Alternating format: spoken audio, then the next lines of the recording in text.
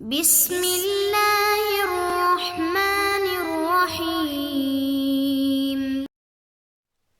نحمدہ ونصلی علی رسولہ الکریم والحمد للہ رب العالمین۔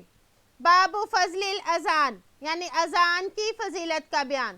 امام نووی رحمہ اللہ اس باب کے تحت آپ صلی اللہ علیہ وآلہ وسلم کی احادیث کی روشنی میں اذان کی فضیلت کو بیان فرمائیں گے، یعنی آپ صلی اللہ علیہ وآلہ وسلم نے جو فضائل بیان کیے ان کا ذکر ہوگا۔ عن ابی ہریرہ رضی اللہ عنہ ان رسول اللہ صلی اللہ علیہ وسلم قال لو يعلم الناس ما في النداء والصف الاول ثم لم يجدوا الا ان يستهموا عليه لاستهموا عليه ولو يعلمون ما في التهجير لاستبقوا إليه ولو يعلمون ما في العتمة والصبح لأتوهما ولو حبوا۔ متفق علیہ۔ الاستهام، الاقتراء، التہجیر، التبکیر إلى الصلاة۔ حضرت ابو ہریرہ رضی اللہ عنہ سے روایت ہے کہ آپ صلی اللہ علیہ وآلہ وسلم نے ارشاد فرمایا کہ اگر لوگوں کو معلوم ہو جائے کہ اذان کہنے اور پہلی صف میں کھڑے صف میں نماز پڑھنے کا کتنا ثواب ہے تو وہ اس کی قرآن اندازی کے بغیر حاصل نہ کر سکے تو وہ اس پر قرآن اندازی کر کے حاصل کریں گے، اور اگر وہ جان لیں کہ اول وقت آنے میں کیا فضیلت ہے تو وہ ضرور اس کی طرف دوڑ کر آئیں، اور اگر وہ جان لیں کہ عشاء اور فجر کی نماز میں کیا ثواب ہے تو وہ ضرور اس میں شریک ہوں، اگرچہ ان کو اس کے لیے سرین کے بل گھسٹ کر ہی کیوں نہ آنا پڑے۔ استہام بمعنی قرآن اندازی کرنا، التہجیر نماز کی طرف جلدی اور پہلے وقت پر آنا۔ عتمہ رات کی پہلی تہائی کو کہتے ہیں، یعنی رات کی تاریکی کو۔ تو اس حدیث میں پہلی صف اور نماز کے لیے اول وقت میں آنے اور فجر اور عشاء کی نماز کا ثواب اور ان تینوں کی فضیلت کو بیان کیا گیا اور ترغیب دی گئی۔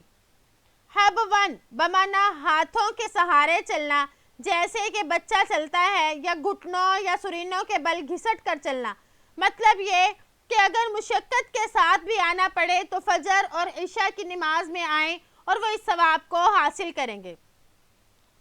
تو اس میں بھی اذان کی بھی فضیلت معلوم ہوئی کہ آپ صلی اللہ علیہ وآلہ وسلم نے فرمایا کہ اذان کہنے اور پہلی صف میں نماز پڑھنے کے ثواب کے بارے میں کہ اگر لوگوں کو اس کے بارے میں علم ہو جائے تو وہ قرآن اندازی ڈالے، یعنی ہر کوئی اس کی کوشش کرے کہ میں ہی اذان دوں اور صف اول میں ہی نماز پڑھوں۔ تو اس سے اذان دینے کی فضیلت معلوم ہوئی کہ کس قدر عظیم الشان عمل ہے۔ وعن معاویہ رضی اللہ عنہ قال سمعت رسول اللہ صلی اللہ علیہ وسلم یقول المؤذنون اطول الناس اعناقا یوم القیامہ، رواہ مسلم۔ حضرت معاویہ رضی اللہ عنہ سے روایت ہے کہ میں نے آپ صلی اللہ علیہ وآلہ وسلم کو فرماتے ہوئے سنا کہ اذان دینے والے قیامت کے دن تمام لوگوں سے ان کی گردن لمبی ہوگی۔ اعناق یہ جمع ہے عنق کی، بمعنی گلا یا گردن۔ آپ صلی اللہ علیہ وآلہ وسلم نے اذان دینے والوں کی فضیلت بیان فرمائی کہ اطول الناس اعناقا، یعنی قیامت کے دن سب سے زیادہ لمبی گردن ہوگی۔ تو اس کے کئی مطلب بیان کیے گئے۔ نمبر ایک تو یہ ہے کہ اس سے مراد یہ ہے کہ بہت زیادہ ان کو ثواب ملے گا اور ان کا عظیم الشان رتبہ ہوگا، اور دوسرا یہ کہ وہ سردار ہوں گے۔ اور بعضوں نے کہا کہ مؤذنوں کو قیامت کے دن بہت زیادہ ثواب کی امید ہوگی، اس لیے وہ گردن اونچی کر کے دیکھیں گے۔ اور یہ بھی کہا جاتا ہے کہ اللہ جل شانہ قیامت کے دن مؤذنوں کو اپنا مقام قرب اور عزت عطا فرمائیں گے۔ اور بعض علماء فرماتے ہیں کہ مؤذنوں کو یہ اعلیٰ مرتبہ اور مقام اس لیے ملے گا کہ وہ لوگوں کو نماز اور بھلائی کی طرف دعوت دیتے ہیں، اور جس نے بھلائی کی طرف رہنمائی کی اس کو بھلائی کرنے والے کے برابر اجر ملتا ہے۔ تو اس لیے جو مؤذنین ہیں ان کی بہت زیادہ فضیلت ہوگی۔ وعن عبد الله بن عبد الرحمن بن أبي صعصة أن أبا سعيد الخدري رضي الله عنه قال له إني أراك تحب الغنم والبادية فإذا كنت في غنمك أو باديتك فأذنت للصلاة فارفع صوتك بالنداء فإنه لا يسمع مدى صوت المؤذن جن ولا إنس ولا شيء إلا شهد له يوم القيامة. قال أبو سعيد سمعته من رسول الله صلی اللہ علیہ وسلم رواہ البخاری. حضرت عبداللہ بن عبد الرحمن بن ابی صعصہ رضی اللہ عنہ روایت کرتے ہیں کہ ان سے حضرت ابو سعید خدری رضی اللہ عنہ نے فرمایا کہ میں تمہیں دیکھتا ہوں کہ تم بکریوں اور جنگل کو پسند کرتے ہو، پس جب تم اپنی بکریوں یا جنگل میں ہو اور تم نماز کے لیے اذان کہو تو اذان کو اونچی آواز کے ساتھ کہا کرو، اس لیے کہ مؤذن کی آواز جہاں تک پہنچتی ہے اور اس آواز کو جن، انسان اور کوئی اور چیز بھی سنتی ہے تو قیامت کے دن وہ اس کے لیے گواہی دے گی. حضرت ابو سعید خدری نے فرمایا کہ میں نے یہ بات رسول اللہ صلی اللہ علیہ وآلہ وسلم سے سنی ہے. بخاری نے اس کو روایت کیا. اذان میں اپنے آواز کو بلند کیا کرو، جیسے کہ اس میں فرمایا فرفع صوتک بالنداء. تو اس میں اذان دینے کا ایک ادب معلوم ہوا کہ اذان میں آواز زور سے دی جائے، یعنی اس میں زور سے دینے کی ترغیب ہے، کیونکہ اس کی اذان جتنی بھی چیزیں سنیں گی قیامت کے دن اس کی گواہی دیں گی. اس لیے کہا جا رہا ہے کہ خوب بلند آواز سے اذان دی جائے تاکہ زیادہ سے زیادہ چیزیں اس کی گواہی دیں. ولا شیء الا شہد لہ یوم القیامہ، یعنی کوئی چیز سنتی ہے تو قیامت کے دن وہ اس کے لیے گواہی دے گی. مطلب یہ کہ جو چیز بھی ہو، خواہ حیوانات ہوں یا نباتات یا جمادات، اللہ جل شانہ ان سب کو قیامت کے دن گویائی عطا فرمائے گا اور یہ سب انسانوں اور جنات کی طرح مؤذن کی اذان کی گواہی دیں گے. تو اس میں مؤذن کی فضیلت بیان ہوئی کہ اتنی زیادہ چیزیں اس کے لیے گواہی دیں گی.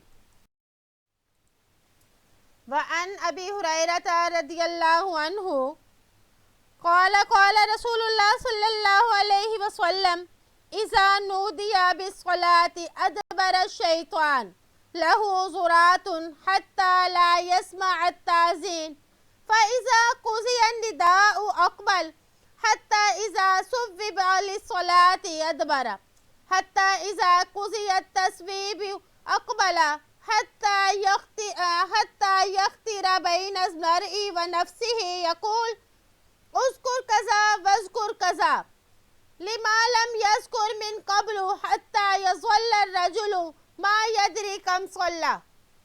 متفق علیہ. التصویب الاقامت. حضرت ابو ہریرہ رضی اللہ عنہ سے روایت ہے کہ آپ صلی اللہ علیہ وآلہ وسلم نے ارشاد فرمایا جب نماز کے لیے اذان دی جاتی ہے تو شیطان پیٹھ پھیر کر دوڑتا ہے اور وہ ہوا خارج کرتا جاتا ہے تاکہ اذان کی آواز کو نہ سنے. پس جب اذان پوری ہو جاتی ہے تو وہ آ جاتا ہے یہاں تک کہ تکبیر کہی جاتی ہے تو پھر پیٹھ پھیر کر چلا جاتا ہے. پھر جب تکبیر پوری ہو چکتی ہے تو پھر وہ آ جاتا ہے حتیٰ کہ آدمی اور اس کے دل کے درمیان وسوسے ڈالتا ہے اور کہتا ہے کہ فلاں چیز یاد کر، فلاں چیز کو یاد کر، یعنی وہ چیزیں جو اس سے پہلے اسے یاد نہ تھی. یہاں تک کہ آدمی کا یہ حال ہو جاتا ہے کہ اسے پتہ نہیں چلتا کہ اس نے کتنی رکعت نماز پڑھی. تصویب بمعنی اقامت اور تکبیر کہنا. اس میں فرمایا کہ اذان کی اس قدر فضیلت ہے کہ جب اذان کی آواز شیطان سنتا ہے تو وہ ہوا خارج کرتا ہوا بھاگتا ہے. مطلب یہ کہ شیطان تیزی سے بھاگتا ہے، اس کی وجہ سے اس کی ہوا خارج ہو جاتی ہے، یا یہ کہ وہ بالقصد شرارتاً ہوا خارج کرتا ہوا بھاگتا ہے تاکہ اس کے کانوں میں اس کی آواز نہ پڑے. اذکر کذا اذکر کذا، یعنی فلاں چیز کو یاد کر، فلاں چیز کو یاد کر. مطلب یہ کہ شیطان نمازی کے دل میں وسوسے ڈالتا ہے اور اس کو دل کی دنیا کی باتوں کی طرف متوجہ کرتا ہے تاکہ نمازی کا خشوع اور خضوع ختم ہو جائے۔ تو اس سے معلوم ہوا کہ شیطان جو ہے وہ اذان کی آواز سے بھاگ جاتا ہے۔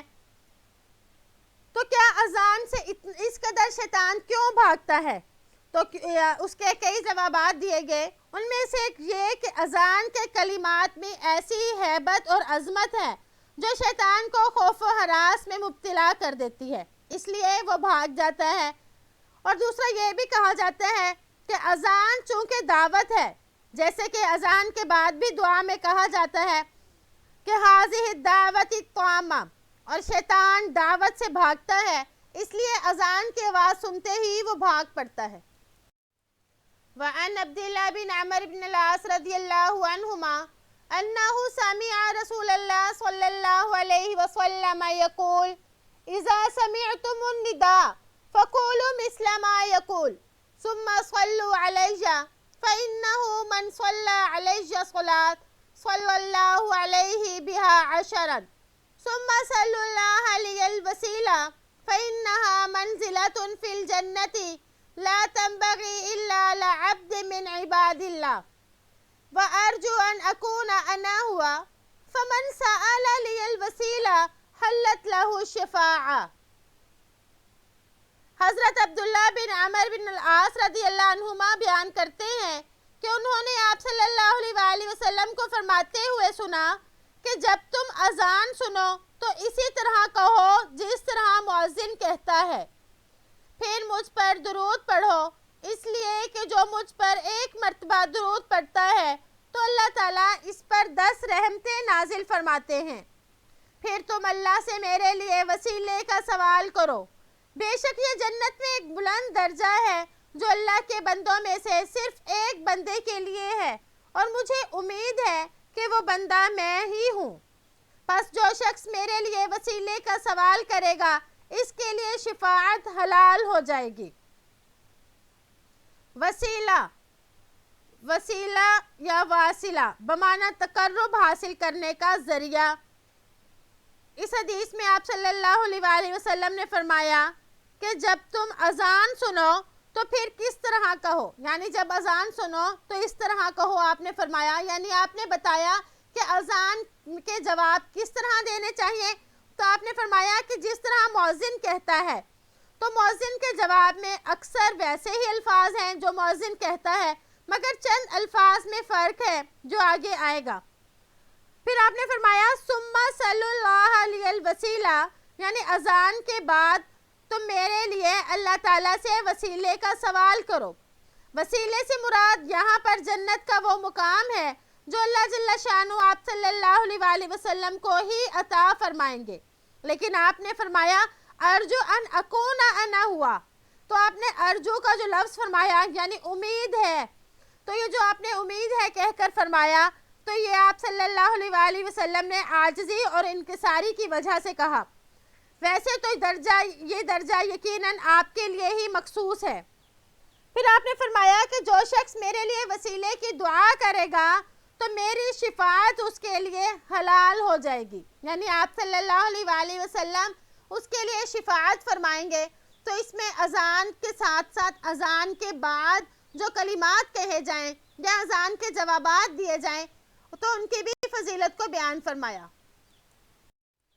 وعن ابی سعید خدری رضی اللہ عنہ ان رسول اللہ صلی اللہ علیہ وسلم قال اذا سمعتم النداء فقولوا كما يقول المؤذن، متفق علیہ۔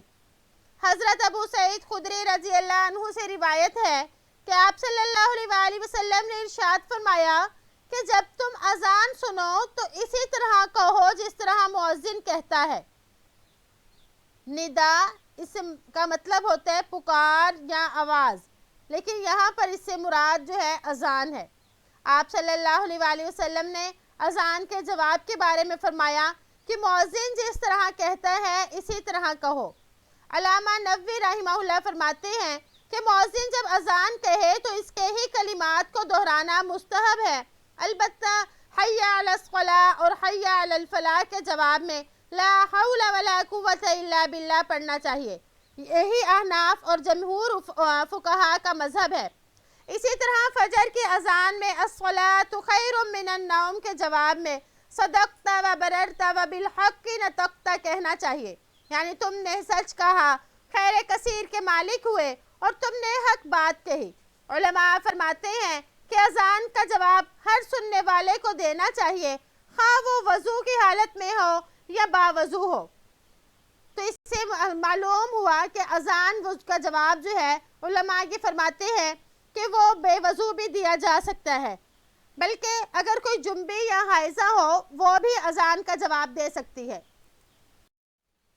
وعن جابر رضی اللہ عنہ ان رسول اللہ صلی اللہ علیہ وسلم قال من قال حين يسمع النداء اللهم رب هذه الدعوة التامة والصلاة القائمة آت محمدا الوسيلة والفضيلة وابعثه مقاما محمودا الذي وعدته حلت له شفاعتي يوم القيامة رواہ البخاری۔ حضرت جابر رضی اللہ عنہ سے روایت ہے کہ آپ صلی اللہ علیہ وآلہ وسلم نے ارشاد فرمایا، جو شخص اذان سن کر یہ دعا پڑھے، اے اللہ اس دعوت کامل اور قائم ہونے والی نماز کے مالک محمد صلی اللہ علیہ وآلہ وسلم کو وسیلہ اور فضیلت عطا فرما اور انہیں اس مقام محمود پر فائز فرما جس کا تو نے ان سے وعدہ کیا ہے، تو قیامت کے دن میری شفاعت اس کے لیے واجب ہوگی۔ اس میں بھی آپ صلی اللہ علیہ وآلہ وسلم نے اذان کے بعد جو دعا پڑھی جاتی ہے وہ سکھلائی، جیسے کہ پہلے آیا کہ میرے لیے وسیلہ طلب کریں، تو یہاں پر بھی اس دعا میں بھی آپ صلی اللہ علیہ وآلہ وسلم کے لیے وسیلہ طلب کیا گیا۔ فرمایا الصلاۃ القائمہ، یعنی صلاۃ کی جو صفت تھی القائمہ بیان کی، یعنی قائم ہونے والی نماز کے مالک۔ نماز کو قائمہ اس وجہ سے کہا کہ نماز ہمیشہ قیامت تک انشاءاللہ قائم اور برقرار رہے گی۔ والفضیلہ، اس کے بعد بعض لوگ والدرجۃ الرفیعہ کے الفاظ بھی زائد کرتے ہیں اور یہ الفاظ کسی حدیث میں نہیں آتے۔